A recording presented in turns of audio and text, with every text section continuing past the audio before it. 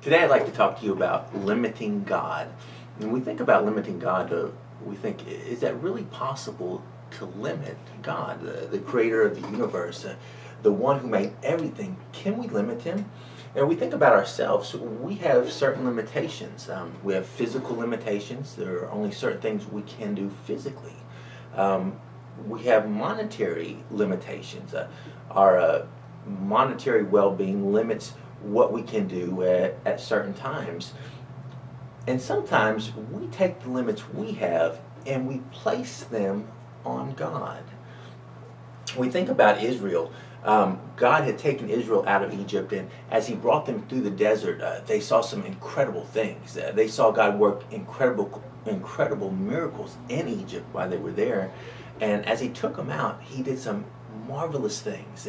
He opened up the sea. He allowed them to pass through. He wiped the Egyptians out for them afterwards. He made water come out of the rock. He made bread fall from the sky. He did incredible things in their sights.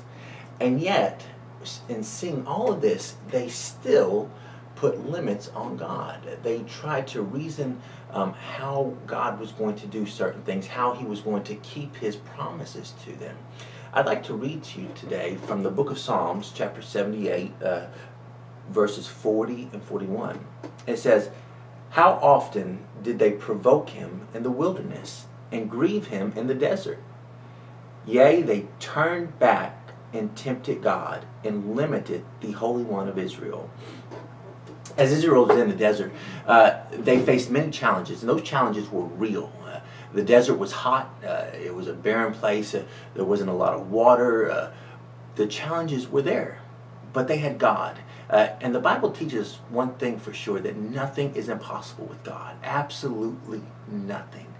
But what Israel did is they took their limits and they placed them on a limitless God.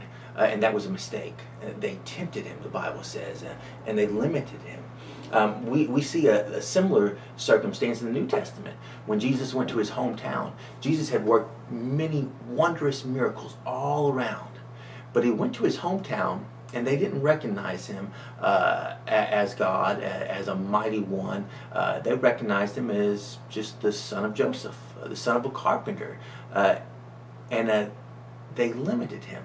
And the Bible says that he didn't do many miracles there because of their unbelief. You see, they limited God. So often we limit God by what we think of him, what we expect. We put our limitations on him. We think that God can't do it because we can't figure it out. But the Bible is clear that our thoughts are not like his thoughts, and our ways are not like his ways. He sees a picture way above ours. His thoughts are not like ours. And so our limitations do not apply to God.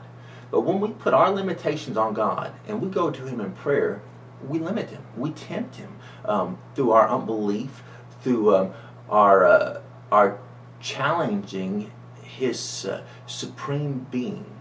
We put our limitations on a limitless God. I'd encourage you today.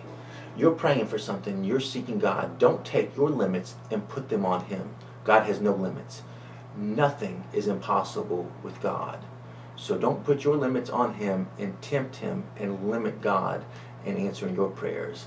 Whatever you're seeking God for, whatever you're praying for, nothing is too hard for God. Be blessed.